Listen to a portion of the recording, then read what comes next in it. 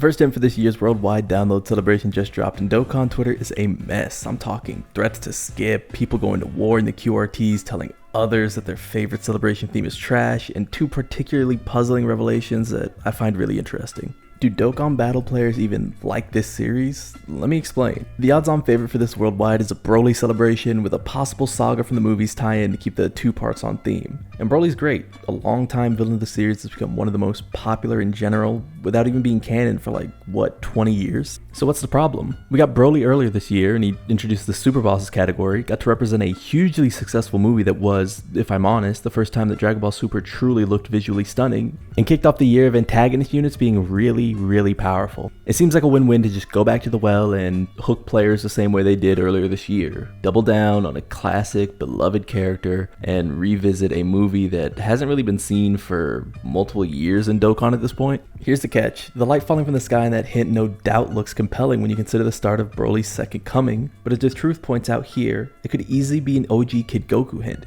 He and Tien racing towards the Demon King Piccolo with that iconic shot of Goku as a boy standing tall to defend his then martial arts rival. You see, Dragon Ball is old. It's like old. It was out before I was born, and like a lot of others, I watched it on TV as a kid, out of order, when I could, long after its serialization. I have extremely fond memories of it. I might even go as far as to call it hype, but that doesn't seem to be the case for many others. It lacks the insane power scaling, transformations, and ability span that would go on to define the shonen genre. For many people, these qualities are what make the genre worth engaging with. For Goku, who had almost a decade of writing, you could start to see how it becomes a footnote. In 1991, before I was born, Goku lost his childhood friend. A grounding piece gives his Saiyan blood its humanity. Opposed by the evil Frieza, who represents the universe as it is rather than how Goku wants to perceive it, he's pushed into an all-consuming rage in a moment whose capstone is grief. None of this is video essay fluff. It's the story is written, a story that people will jump to tell you lacks depth, complexity, and so on without understanding that a simple story isn't a death sentence for good writing, nor is a meandering story one that's automatically filled with depth. You see this a lot in how people interface with modern shonen. For me, Jujutsu Kaisen is a pretty whack story, but it's an awesome spectacle. Gohan's writing after the Cell games is kind of ass, but he's still a character that I like. I've been with him throughout his life, right? For many, watching Toji rampage through the streets,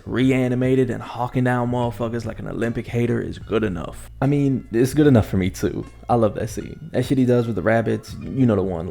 It's one of those moments in fight choreography that you just have to nod your head to. You just gotta be like, alright, respects. I ain't got no lower questions. You got it. The same can be said of characters like Gogeta, Vegito, and Beast Gohan. They aren't motivated by character writing, but moments for you to pop to. The issue is, if you don't set up moments with intent, I only get so much dopamine each time you show me the same version of that thing. Imagine your favorite song. Do you like it because it just happens to sound fun, or is there a thought it captures, a place, time, or experience you go back to when you hear it? I know this started about a mobile game, but that mobile game has really been a wake-up call for me. I never knew that so much of the series' core moments were less beloved now than the versions of them that are lazy rehashes, homages, or otherwise. You shouldn't feel bad about enjoying what you enjoy in this case. It's harmless. And when it comes to Dokkan, no one can really tell you what you do or don't want to spend your money on. But this thought is born of consistent opposition to the moments in the series that matter. The Buu Saga is undeniably the weakest part of the Z trilogy for me, but it's an incredibly important rounding out of Vegeta's character. The final explosion is the send-off to anything Toriyama had written for the character, and by learning to let people in, he erupts in a wave of destructive light that looks to protect the people he's learned to love. Still, you'd have others within the community tell you that it's a cool scene, but no way does it make a hype enough moment to lead a major celebration. And my question is, why? It reminds me of when Gon transforms in Hunter x Hunter. People wanted him to take that form again, go fight the big bad Ant-Man, and save the world, which is, pretty typical of post-Super Saiyan shonen. And rightfully, Togashi says no. If you aren't interested in what that scene means for Gon, why that form is something he can't just summon for fun, then you aren't its intended audience. It's not a difficult thing to grasp, and still people seem to speed by its context. They think it's cool that our protagonist has been shown to be a bit of an unorthodox combatant is hurting. In the years to come, they see it as a missed opportunity to cash in on something hype rather than the scene that actually makes it iconic. And I guess that's the big capstone to all of this. I know I said I need to stop saying capstone, right? There's something missing in the perception of these moments that I guess is not fulfilled in me. I've been a big Broly fan my entire life. Even when people were like, oh, he's just a brute that says Kakarot over and over and over, I always fought back saying, he's kind of interesting. He's a character that sort of lacks depth of any kind in his initial versions. He is this character who is abandoned by the people who apparently value strength more than anyone else in the universe, but for whatever reason, their fear at what he could be causes him to be ostracized and made an outcast by this community of warriors. It creates a bit of dynamicism for not only King Vegeta, but Frieza, both operating under fear. One at the sort of state level, the planetary level, is King Vegeta, and the other at the almost like the presidential level in Frieza. Such is their pride, such is their ego, such is their will to maintain the status quo by any means necessary, that the people that live in fear of this monstrous Frieza are then killed by the fear that motivates Frieza.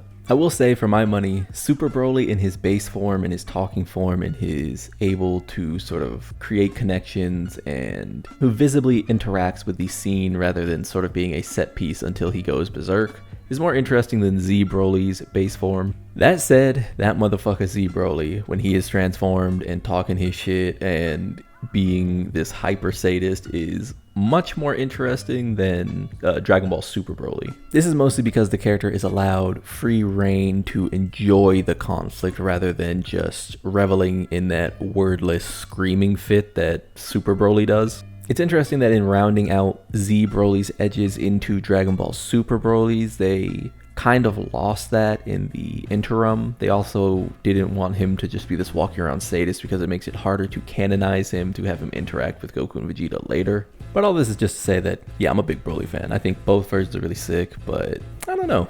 He is ultimately a character that has yet to have a moment that really matters, and hopefully when Super returns, or Duper, or whatever the fuck they decide to do with Dragon Ball when I'm 80, he gets a bit more to chew on in terms of those actually meaningful scenes that I want to see recaptured and that actually make me feel the passage of time as this palpable weight.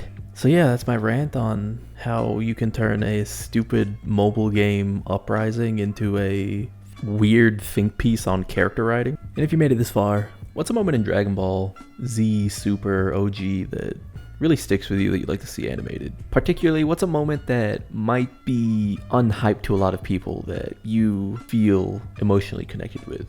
To me, if I got to choose what drops in a few days and my choice was the only one that mattered, I would do a Bye Guys Goku. It feels like the canon end to Dragon Ball Z as a whole, and I can never really get over that shot of Gohan falling to his knees when his father disappears. And that's been me for now. Like this video if you like this video. Subscribe to join the club. We all gonna make it, man. Peace.